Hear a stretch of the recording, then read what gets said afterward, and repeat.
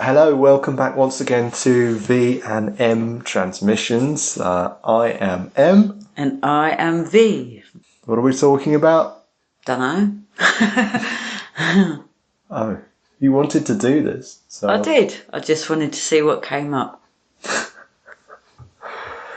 So I think what's been on my mind this evening, as I've just had a little time out on my own, was little serendipitous moments that kick you in the butt and tell you that actually your perspective is not necessarily correct.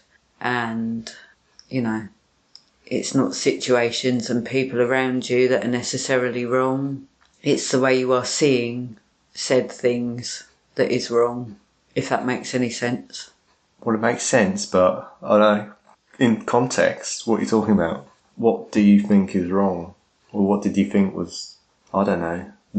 It made sense, but then I've lost it. Well, I just think I've had a bit of a moody day today, and things or people in close proximity to us that maybe I thought I was okay with. What, the crazy lady next door? Yeah, that I was sort of plodding along and getting my head round the idea of someone being in quite close proximity to us. Who was crazy? Who was crazy was not a problem, and actually it was a learning experience. But today I think basically I felt quite emotionally churned up, a little bit short-fused, and the closeness started to bug me a little bit. So I spent quite a lot of time this evening trying to sort of get it out there, i.e. writing in my journal about how I felt, and then coming to the realisation that actually the negativity is coming from me, not someone else. Ultimately, I'm the one making myself feel bad. It's not her at all. Well, that's true in all cases, isn't it? Yeah. So... I mean, sometimes people don't help you.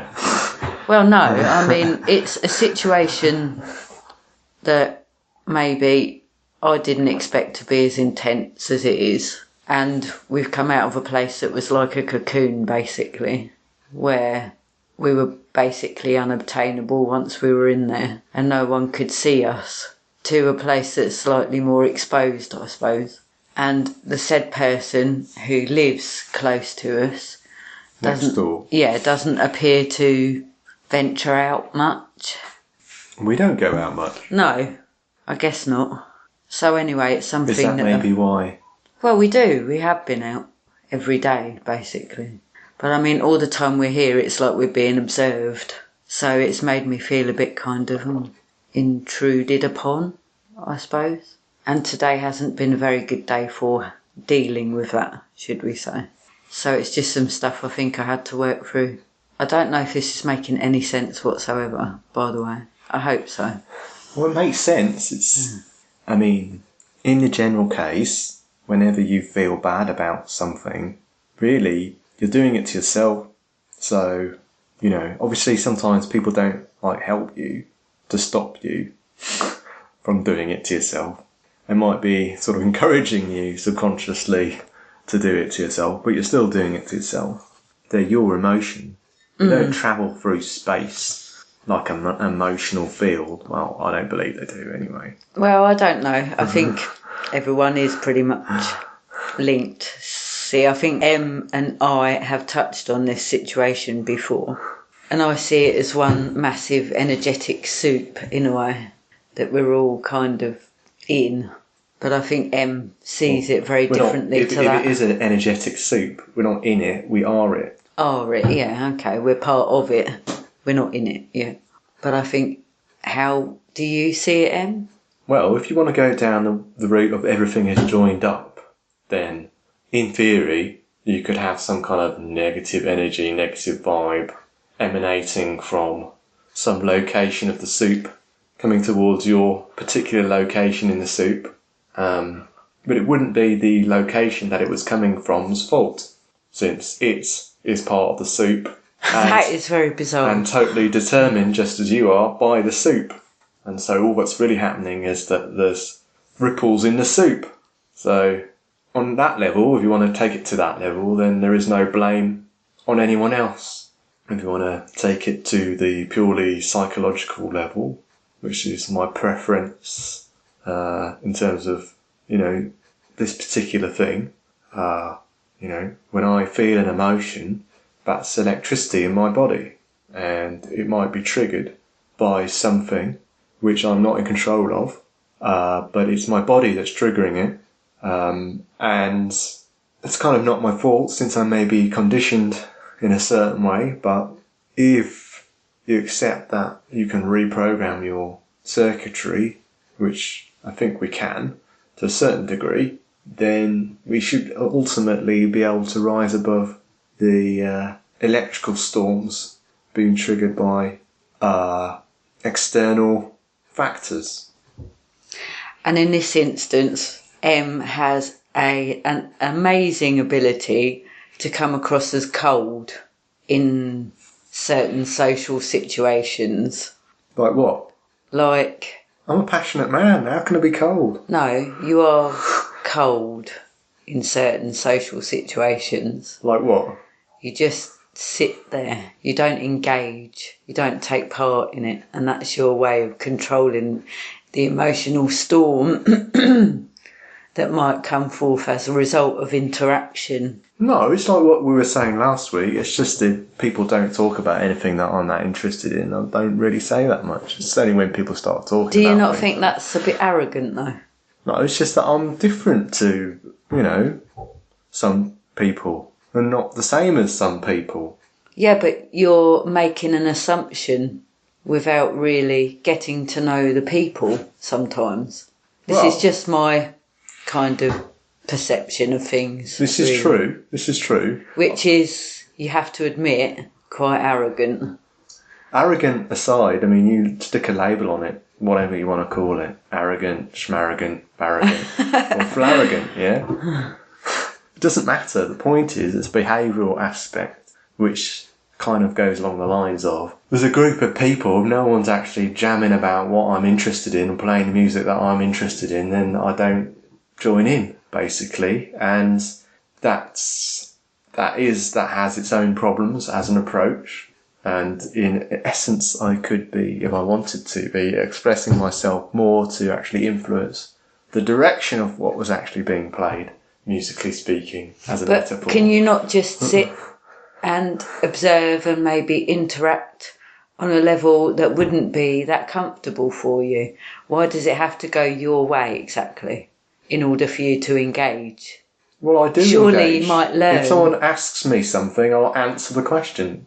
Won't just say nothing, but that's engaging enough. If anyone's really, it's a work level agreement, isn't it? Like when I go to work, we're not always, people are talking about things. I'm not always that interested, but when it comes to work, then if there's a required interaction to actually make something happen, people will be quite direct with you, won't they? And they'll ask you things directly, and you'll answer directly. It's only when your input is not required, people won't bother being direct, because it's just a conversation. It doesn't need necessarily any input from anyone sitting on the sideline. It's not going to benefit that much necessarily from what I say.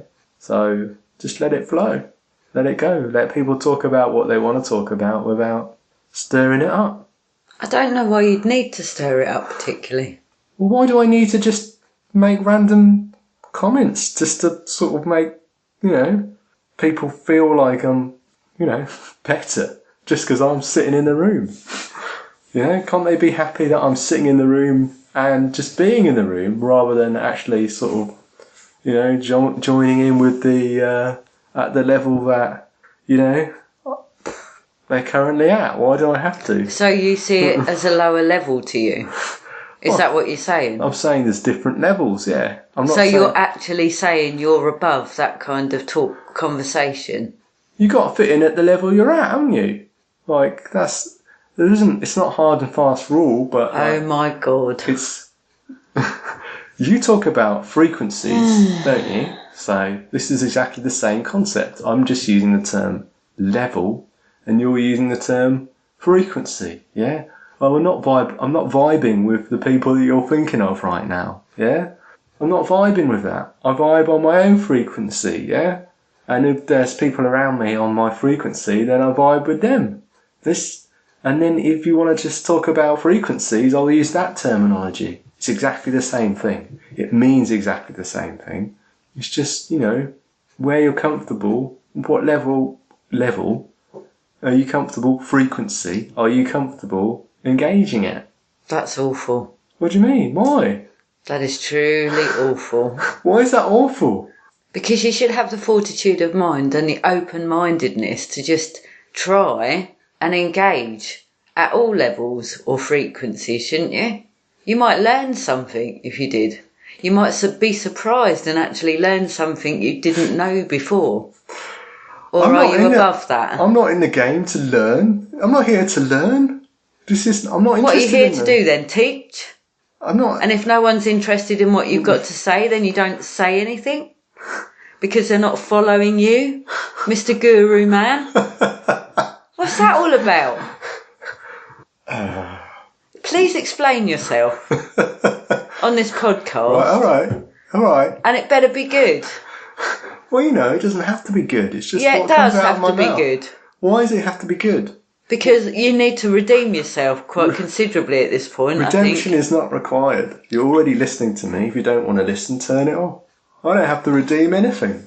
I don't have to prove myself to anyone. So that is such a bad attitude. But people have to prove themselves to you. They have to prove themselves that they're worthy of you talking to them, of you engaging with them, do they? No, it's not about people. It's about what we're talking about. It's about... That is what I'm talking about. Yeah, what I'm saying. People have to prove themselves to you, but you won't prove yourself to anyone else. That's not what I'm saying. It sounds like it. No. What I'm saying is, if people are talking about something I'm interested in, then I'll talk about it with them. If they're not talking about something I'm interested in, why should I talk about it with them? What? Why should I talk about something I'm not interested in? I'm just going to end up taking the piss. By saying that you're not interested, and that is what you're saying when you just sit in a different room or don't communicate with people, ultimately that is how it looks. How it looks, yes. But that is because... But that is what you're doing. That's what you're telling me. That is what you're doing, clearly. Yeah. It's nothing personal, yeah? I think it actually is. It's not. It's not personal at all. It's very arrogant. Sorry. This wasn't meant to turn into a domestic, by the way. I'm just trying to think of a decent response. Yeah. Right. My decent response is, it's not personal. Do you understand what that means? What that means is, if you take it personally that I'm not communicating with you, that's on you. Just as the same thing with your emotion. That's on you. That's your emotion. That's your reaction to a situation. If I'm not talking to you, your reaction to that situation could be to take it personally. Yeah? That's on you. It's not on me. It's not on me in any way. Do you want to actually, if you really wanted to talk to me, then talk to me. Why do I have to join in? Why do you have to wait for other people to talk to you, to come to you? Can't you go to them and engage? I can. Yeah, but why don't you then? Well, they don't look like they want me to engage. They'd love you to. Well, they're not expressing that. Yes, they are. No, they're not. You can relate this to R1 as well. Exactly the same thing goes for her brain. It also looks exactly the same level of... It's not arrogance at this point. R1 is our daughter, by the way. It's not arrogance. It just comes across like she is socially inept at this point. I'm sure that it will come across as arrogance later on. And I feel that it's something that does need to be told to her, maybe, in a nice way. But I've got your counter argument right here. She's just going to come up with that, even if you tell it to her in the best case scenario. That's how her little brain's going to work. That's how my brain works. If people want to engage with me, then engage with me. Yeah, but she's not you. Yeah, but she's very much like me. I wouldn't be surprised if she comes up with the exact same logic. Because Emma's going to make sure she does. I don't know, you can't change people and their personalities. Maybe that's just my personality. I don't go around complaining about your personality, do I? I'm not complaining. I'm just trying to work it out, to be honest, because this is something that makes me feel quite awkward. Given that it's my family that we're talking about in this situation. So not only does M do this when we're at, my parents' house, he did it when we were at a family gathering a week or so ago. I don't remember this. Whereby he sat at the end of the table and really didn't actually communicate with anyone, not even the people that were sitting opposite him. And I was aware of it. And I've explained myself perfectly and actually, well. So people in my family have come up to me and asked if M's all right, or if they've done something wrong. See? That's on them. Or if he's just bored. That might be true too. Is that true? Well, it doesn't matter. If it is true, then it's true. They're not here for my amusement. I don't think to myself, "Oh, you guys are boring me. I'm out of here." Yeah. I know they're not here for my amusement. They're just being themselves. But that doesn't mean that I have to figure out how to fit in with that. I am the way I am, just as much as they can be the way they are. Just because we have to be totally different, is exactly what you'd expect to happen. Yes, but isn't that like you're isolating yourself from people as a result? Yeah, but I don't mind that.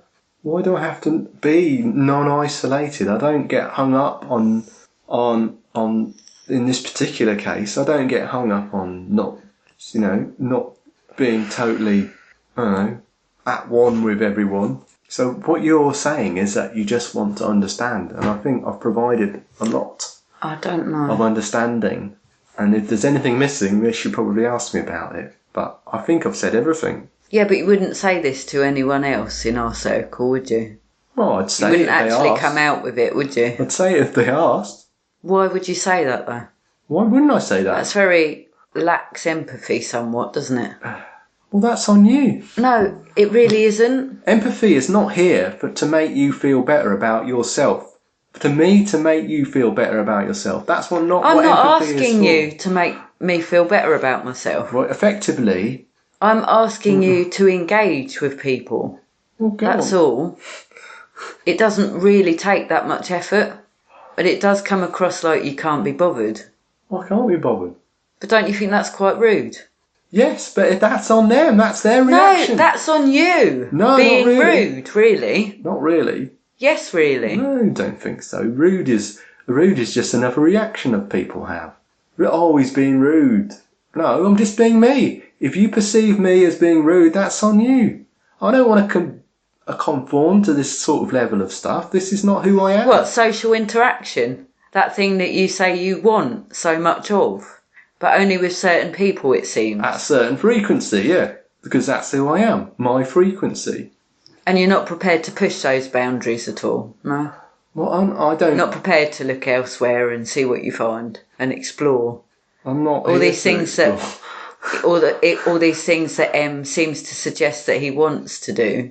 I explore my own way. I don't go every single direction when I explore. I go the directions I want to go.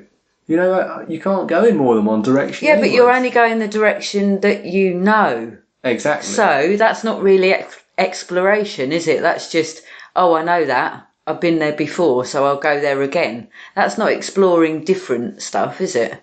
That's just going down the same route every time. It's going down the same path. So you're not ultimately going to expand anything, are you? No, you're I'm not here to expand. I don't know how many times I keep saying this.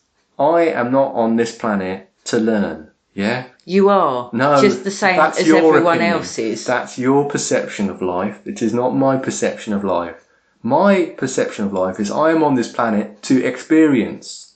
That's it. Yeah, but you're not. You're shutting yourself off. It's the same thing. Explore, experience, basically the same thing. I'm not shutting myself off. You are. You're shutting yourself off from experience. No, I'm not. I'm experiencing the thing that I want to experience at any given point in time. What, boredom? What do you mean? I was not bored. I was not bored. I was quite happy and I wasn't bored. It looked as though I was bored, perhaps, but I was not feeling bored. And if I get bored, I really don't like being bored. And I will actually physically go out my way not to be bored.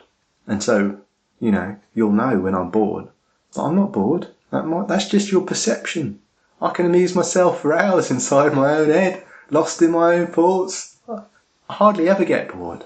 I've always got something on the go. Many pots are on the boil. You're hard work. It comes down to the assumption of worldview. Your worldview, as you said many times, you're here to learn, right? Now, I don't have that same Because you perception. think you know it all already. It's irrelevant what I know and what I don't know because it's all going to disappear when I die. So knowing is irrelevant. Yeah? Experience to me is what's relevant. Yeah, but you're not experiencing anything. I am. I'm experiencing something right now. I experience things all the time. You think that experience always has to be outward. It doesn't always have to be outward. Doesn't even you could not bat an eyelid and still be having an experience. It's all there. Multiple layers. It's fascinating. I could sit still and not be bored. Yeah? I could be lying down, not sleeping, and not be bored. Yeah, I can do that too. Like, what is the sole difference between learning and experiencing? I'll tell you, the only difference between learning and experiencing is that with learning, you take experience and you process it into some kind of format that you keep. Yeah? Kind of deliberately, or almost. I learn, but that's by the by. I learn, but I'm not trying to learn. I'm not trying to learn, but obviously I do learn things eventually. And sometimes I don't learn things, but I don't beat myself up that I'm not learning things because it doesn't bother me. I'm not here. I don't feel like I'm here to learn. I'm just here to be. Does that make sense? Not really. Right, well. Still looks rude. How it looks is kind of not my issue. That's other people's issue. Anyway, that was kind of off the cuff, wasn't it? It's all off the cuff. For half an hour. Well, that's what we do. We talk. Off the cuff. And then, afterwards, I break it down into bite-sized chunks, give each chunk a title, and then we're away. I don't have to know what I'm talking about, I just have to talk. That's the genius of this transmission format. I don't have to think. Some people might call it genius, some might call it bollocks. Yeah, well, bollocks. But hey, I'm sure they'll let us know in the comments. Yeah, well, the internet's full of bollocks, so what more does it matter, That's what it's obviously there for. If you're not talking shit then on the internet, then, you may as well not be alive, because in 100 years' time you're going to be dead. And this is all that's going to be left. Pictures of people's dinner. Cats. And a couple having domestics. In audio format. Yeah. And loads of porn. So when archaeologists look back on the future... So, I've just had a thought, right? And I've got to get this in. M is interested in living in a commune, but it appears that he is going to actually audition people who can live on this commune with him. And if they're not gelling with his vibe, man, they're not going to get a fucking seat in there, are they? Basically. What do you mean, audition? Like, you're going to vet people before they're allowed to come in, are you? This is really interesting. What? This is interesting. So if someone, like a doing member this? of my family knocked on the door and said, "Can I come and live in your commune?" Are you going to interview them? No. Are you going to interrogate them under a light like a Nazi bloody officer? No. Before they're allowed through the door? And if they don't happen to be at your level, then they're not allowed to live there. Is that what you're saying? No, that's not what I'm saying. First of all... M is all about loving people, by the way. And, I love people. I do love people. Except he doesn't actually love people. He loves a certain few people that he considers worthy of his presence. And it just intrigues me how this whole commune thing is going to work. Right. You brought up several issues here. Firstly, let me address the point of the commune. I have never... Yes, he has. ...made any definite plans about living in a commune. No, but this is a fantasy. Right. That has been quite long term about how M would like to have his lifestyle. Right, okay. Secondly, if your pet family came and wanted to live in a commune, would not have a problem with that. He would. No, I wouldn't. I'd be like, yeah, whatever, I don't care. I'm still happy, I'm still me, everything's fine. Yeah? So that's the main thing, can I be me? Yeah? And they certainly don't stop me from being me. No, they're not that sort of people. Right. Really.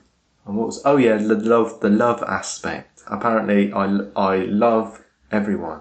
No, I'm fascinated by people. Right? Okay. I like people. I'm a people person because I accept people as they are. You see. Oh dear.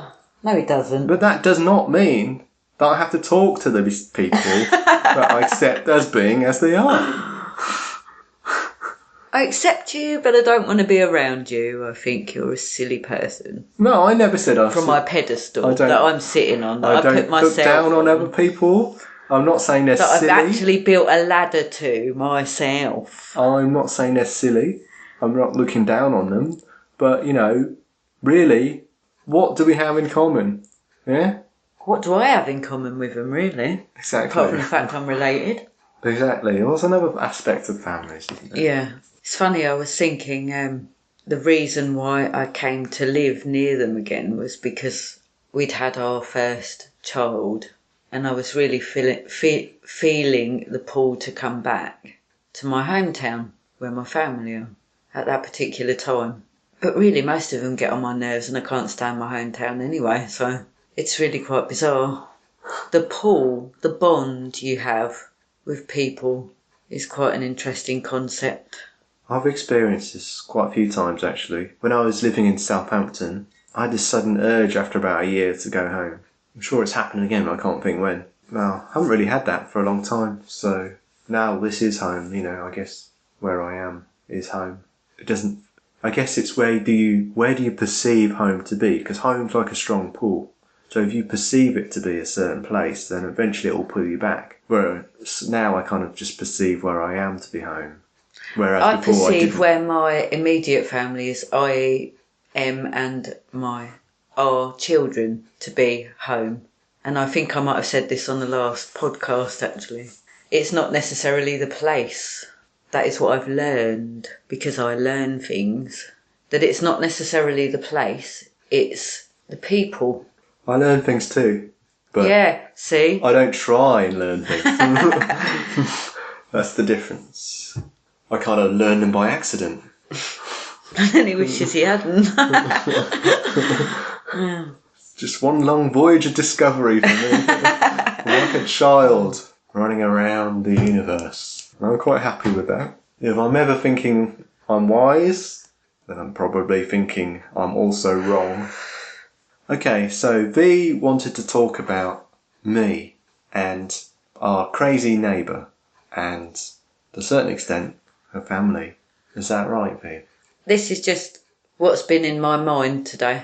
Yeah, people get on your nerves. It's called venting, really.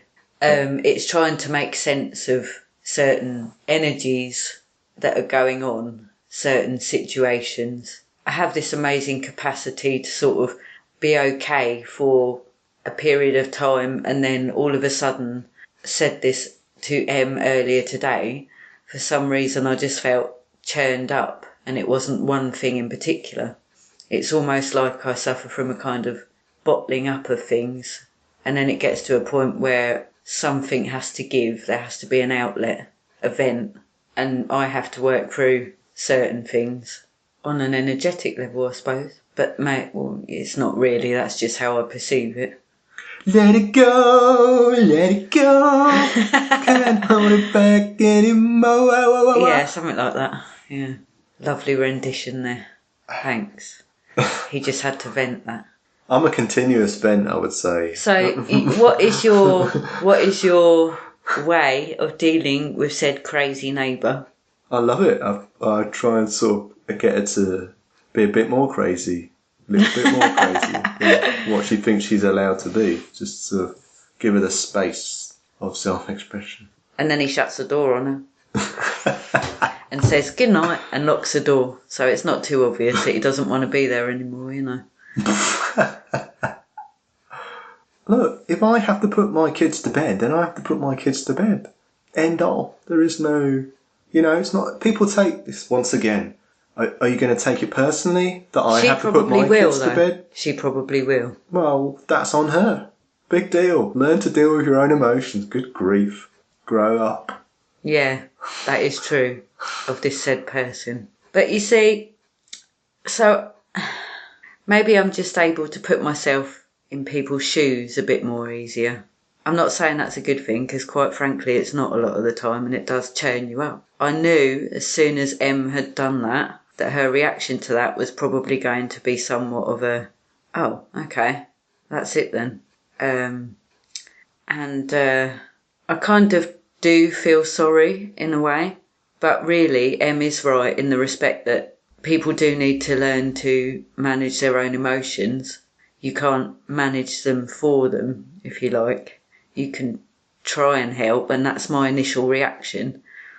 But I find sometimes the act of trying to help someone who clearly isn't helping themselves is tiresome too, or I perceive isn't helping themselves. It is a lot of judgment, isn't it?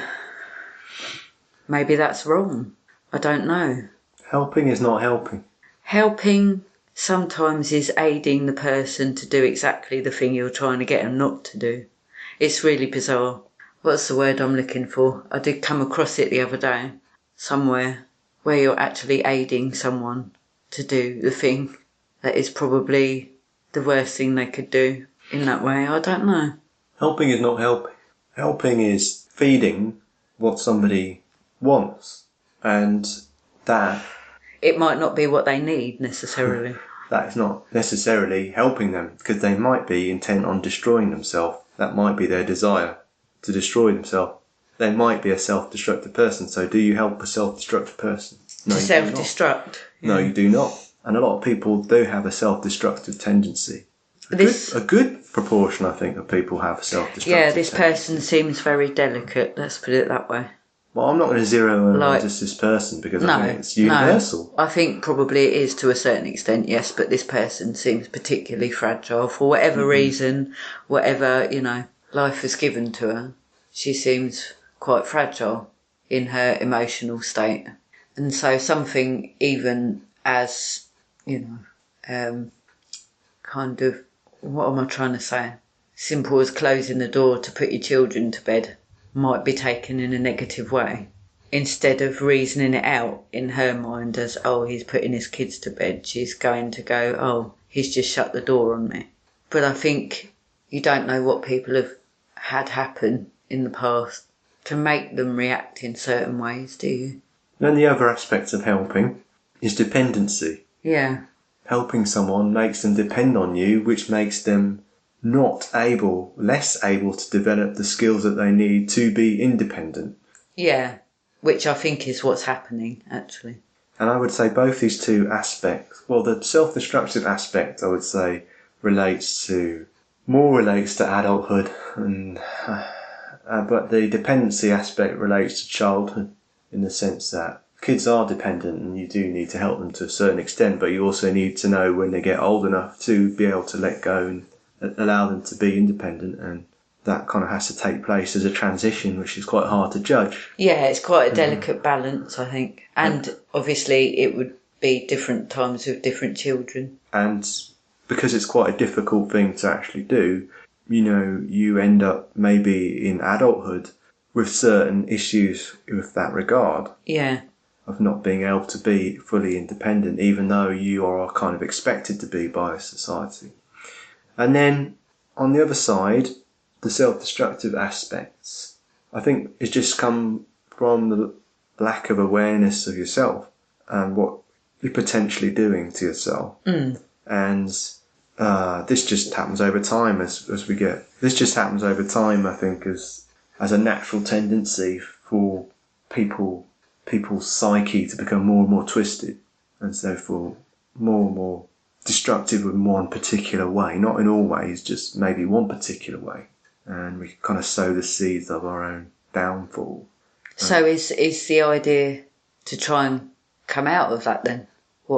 Helping, what would really help in that situation, I guess, is to challenge their own challenging the belief system, I suppose, is that's what would really help. Because they do then take a step back and go, well, shit, if I believe X, then Y is going to happen to me. Well, do I want Y to happen to me? No, probably not. So maybe I need to kind of review my belief X, Yeah.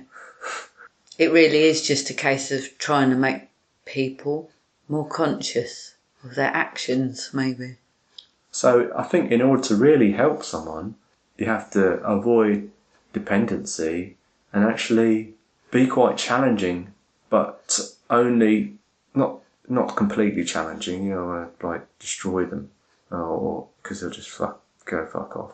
But you need to take people kind of to the edge of the comfort zone, sort of into the slightly uncomfortable zone, and just back off after that. You don't want to push them all the way into stop being an arsehole to me.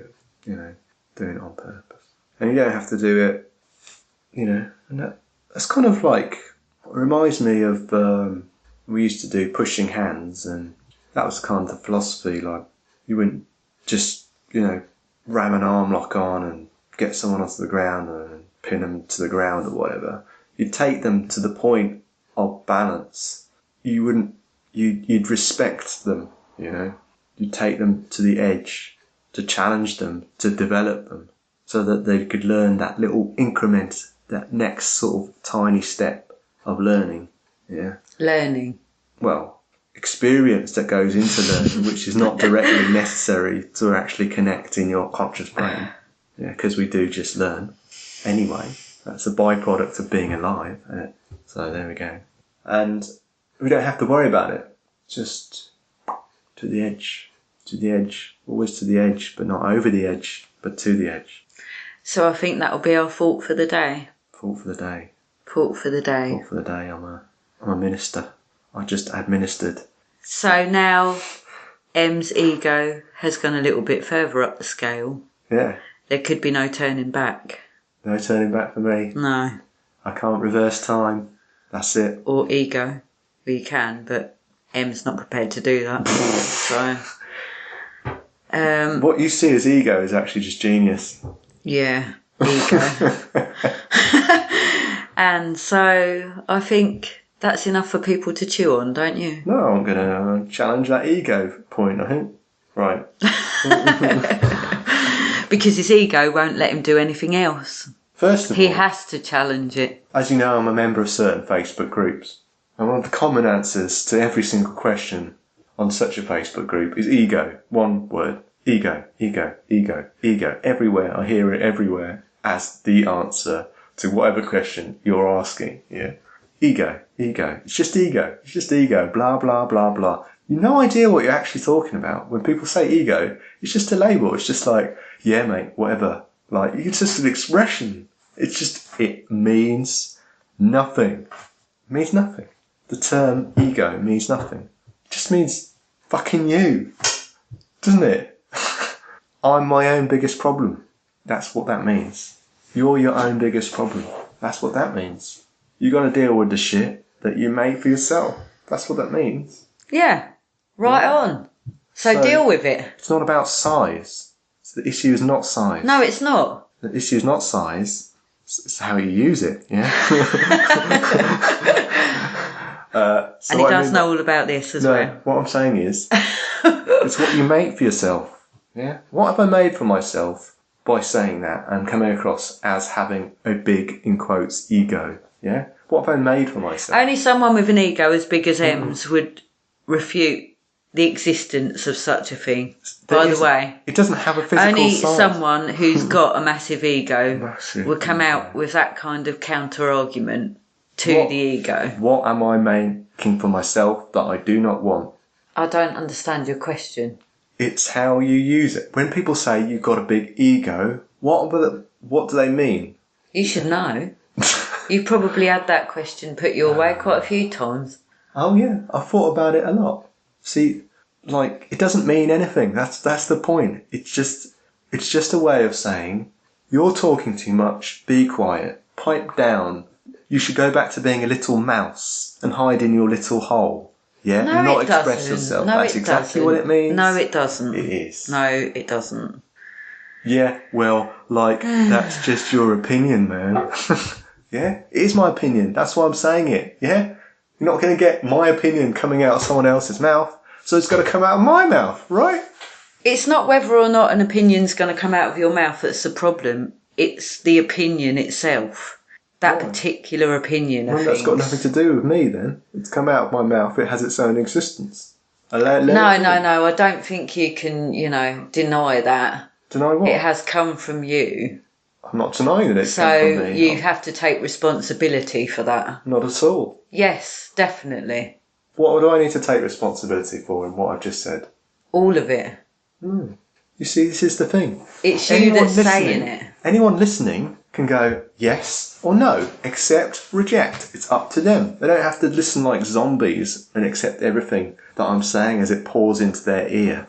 You know? Ah, yes, M is right. I follow everything that M says because I'm a zombie. Yeah? That's not you, is it? Hello? That's not you. That's not you listening. You're not that person. So don't be that person. You're you. You can say, it's fucking talking shit, mate. I don't care.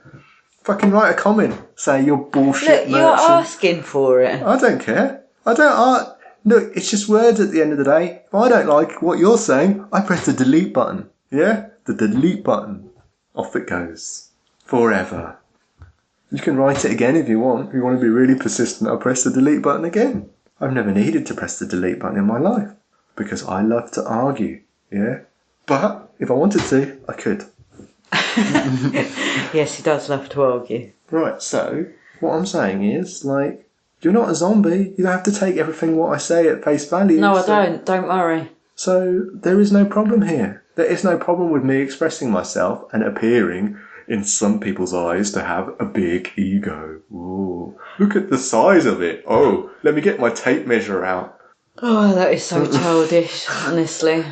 See, that makes more sense. You're being childish. Comparing me to a child. Yes, that makes sense. Saying I have a big ego. Ego's like some Latin word, as far as I know, yeah? And I've got a big one of it, even though we don't know what it looks like, and it doesn't have any physical manifestation. Ego denier. Ego deniers are usually the ones with the biggest egos, just remember that. And the egos, the people that are saying, oh yeah, you've got a massive ego, they're the ones with bigger egos. I don't have a big ego. It's massive. No, it's not. Yeah, it is. I can see it. It's huge. You should get it removed. It's disgraceful. It's an abomination upon yourself. Dear me. Lipo and ego suction. That's what you need. You don't need lipo, but you need ego suction. This is such a nonsense 2017 conversation. It's ridiculous, yeah?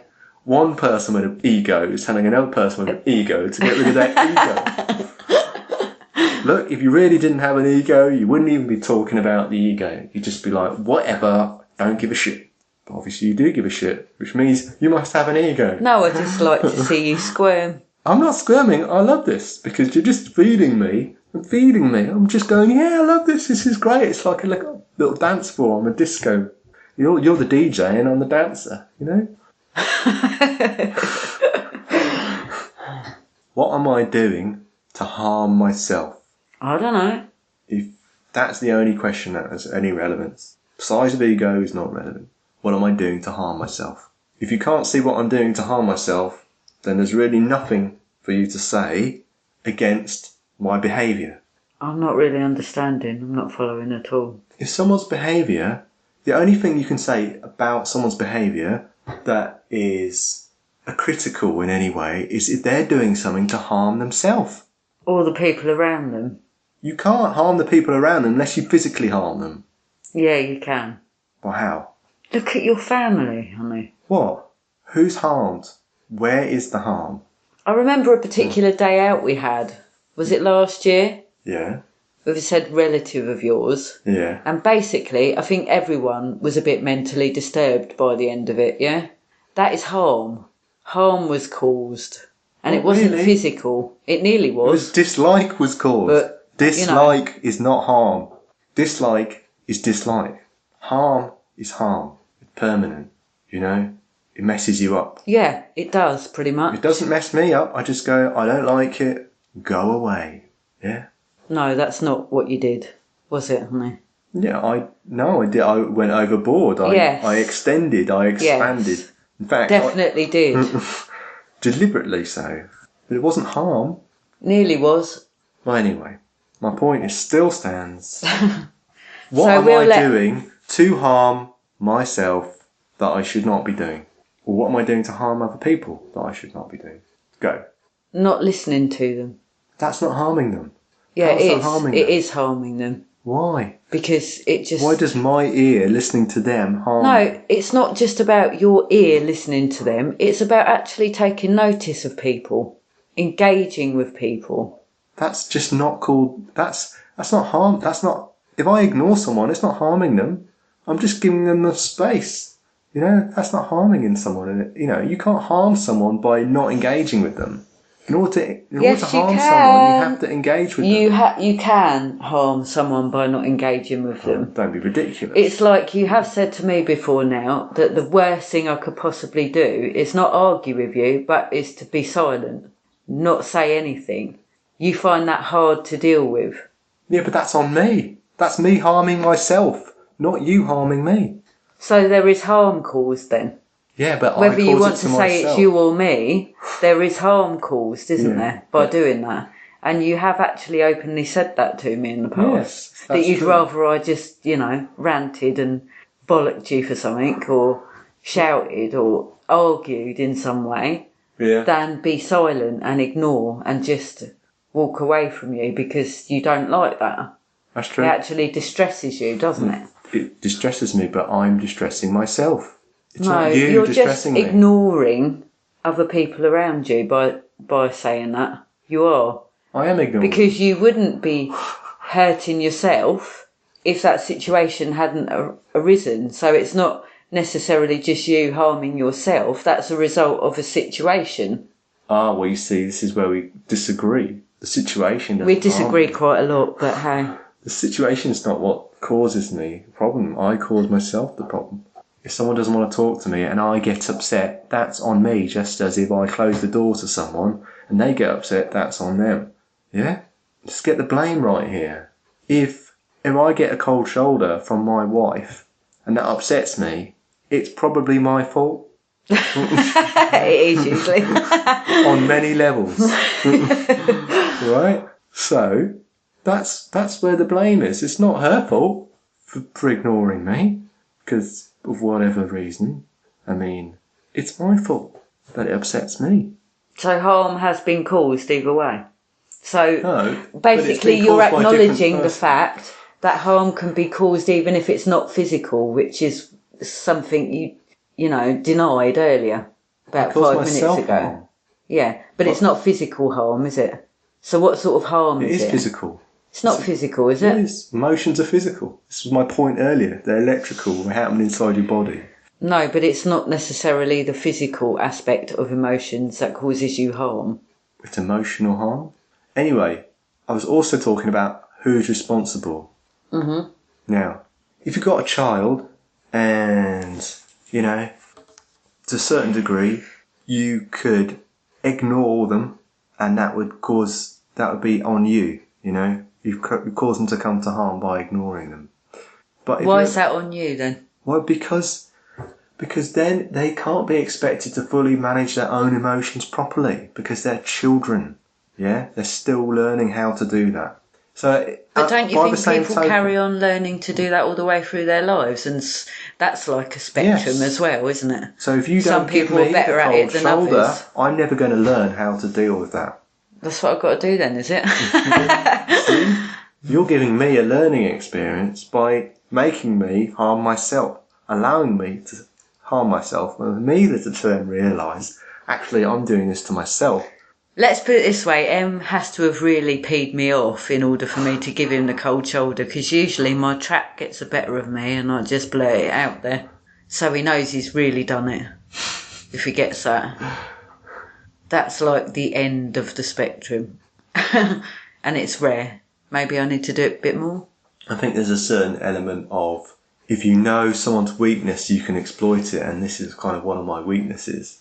And so I don't exploit it, I don't think. It would be bad for you to exploit it, but I don't think you do exploit it. I think I just wind you up enough for you to actually do it.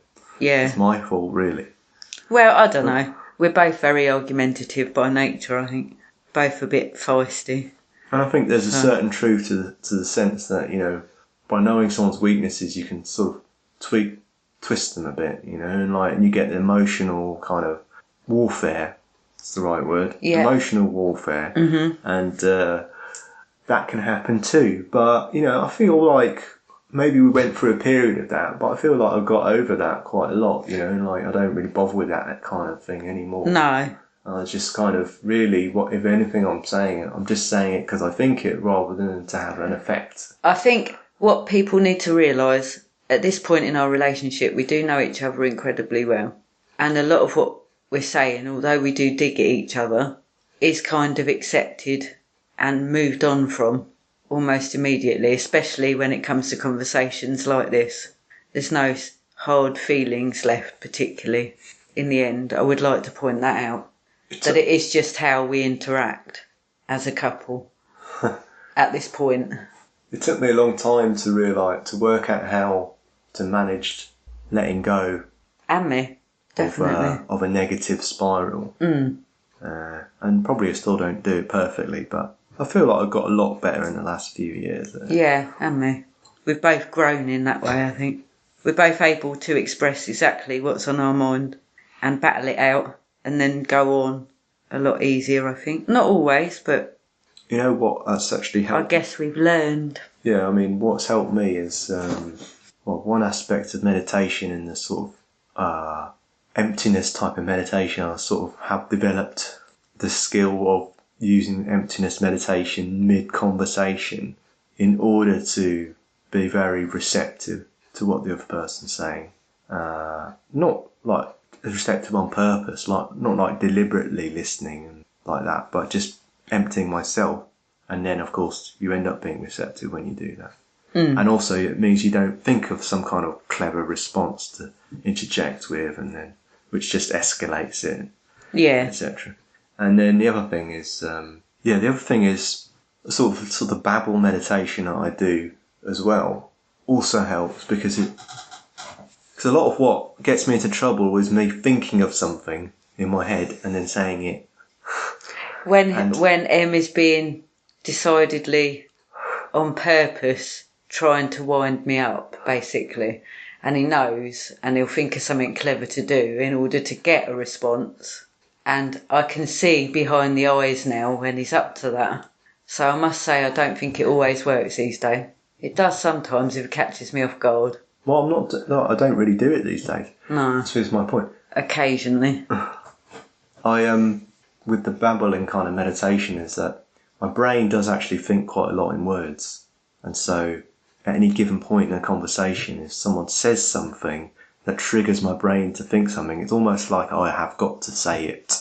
I'll wait to say it, perhaps, but I've got to say it. And sometimes that gets me into trouble. Yeah. And so, as well as emptiness, which is useful, also the sort of babble aspect, where I'm not, if I said what I was thinking, blah, blah, blah, you know, it wouldn't actually make any sense to anyone. And so therefore, I've sort of I'm able to block out a lot of this chatty, reactive kind of thinking that I used to suffer from in mid-conversation. And that helped me quite a bit as well. But I think mostly it's just emptiness at the moment. V is very responsive, I think, to someone being empty on the other side.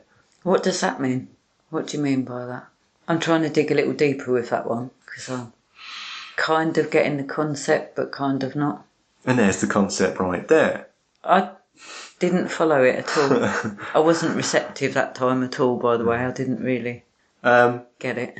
So just to explain it out of context, when V's talking to me, if I empty myself, then I don't say much in response, which gives her more space to express herself, which is actually kind of what she likes in more some in ways. our conversations. I don't know.